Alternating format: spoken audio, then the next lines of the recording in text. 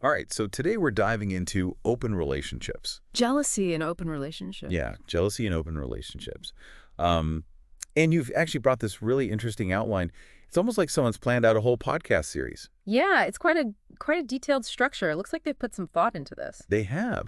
So we've got, episodes on different relationship models and debunking myths about open relationships, even an episode on healthy versus unhealthy jealousy. Healthy versus unhealthy jealousy. Healthy versus unhealthy jealousy. Yeah. Yeah, that's a good one. Yeah. So I think we can use these episode ideas, right, to sort of walk through this whole topic and understand it better. What do you think? Yeah, absolutely. We can pull out the key points. Okay.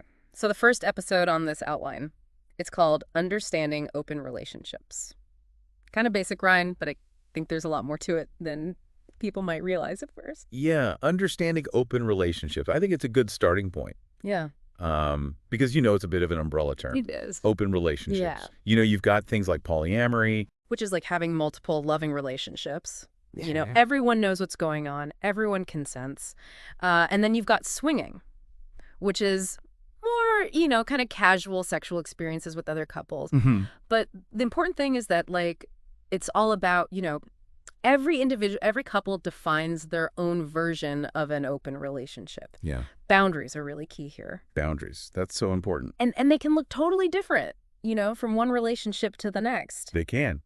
And that actually leads really well into the next episode idea in this outline, which is debunking myths. Oh, yeah, that's a juicy one. I bet there are a lot of myths. I'm guessing maybe the biggest one is that open relationships are all about having more sex. Yeah, that's the one you always hear, right? Yeah. But what's interesting here is that this outline, it actually highlights communication and honesty as that's paramount. Yeah. It's the most important thing. And I mean, you think about it, any successful relationship Needs that. requires communication and honesty.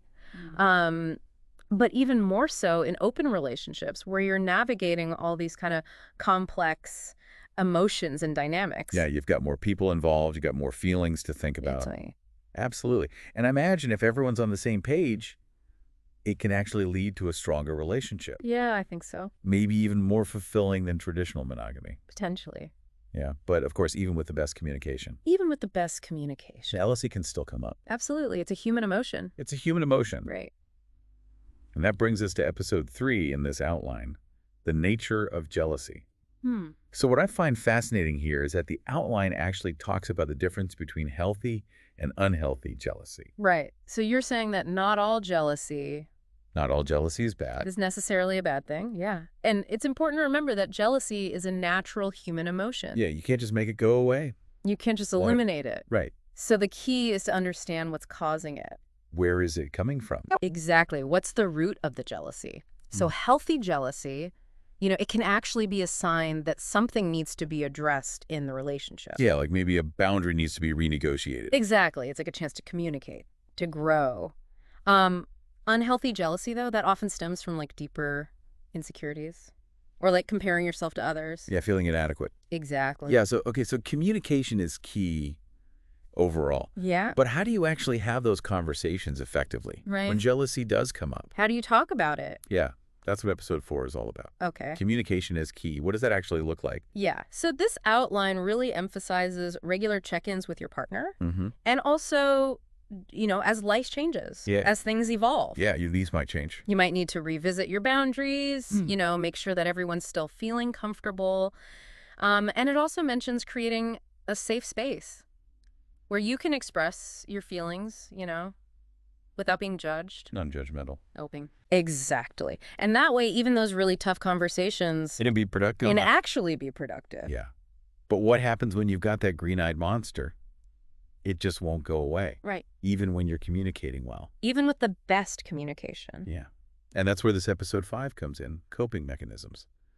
So I'm curious, what kind of tools or strategies does this outline actually suggest?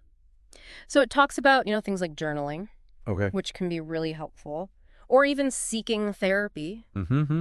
to help you process your feelings.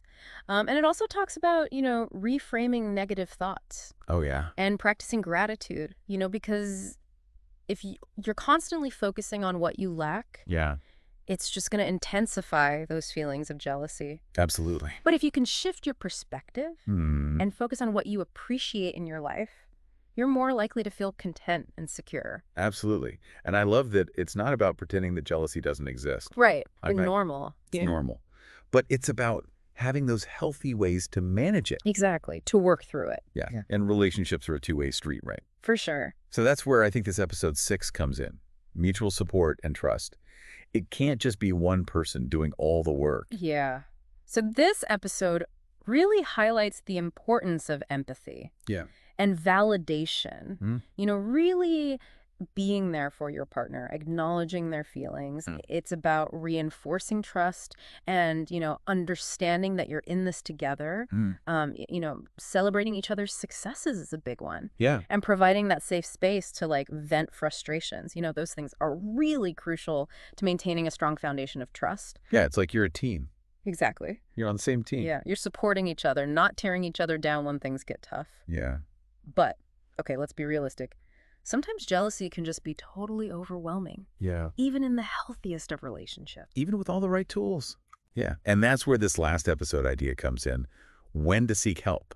When do you know that you need some outside support? Right. So this one's all about recognizing the red flags. Yeah. When jealousy is starting to control your life or negatively impacting your well-being. It's taking over. It's taking over. Affecting your work. Yeah. Affecting your other relationships. Right. And this episode, it encourages seeking professional guidance, if needed. Right. Because therapists, they are trained to help couples navigate these complex emotional landscapes. They are. And there's no shame in asking for support. Absolutely not. It's like having a guide. Right. Someone to walk you through the tough parts. Exactly. So it sounds like if we were to kind of sum up what we've learned, Yeah. communication, understanding, and support. Yeah, those are the big ones. Those are the cornerstones of dealing with jealousy in open relationships. I think so. And honestly, those are pretty solid building blocks for any healthy relationship. Yeah.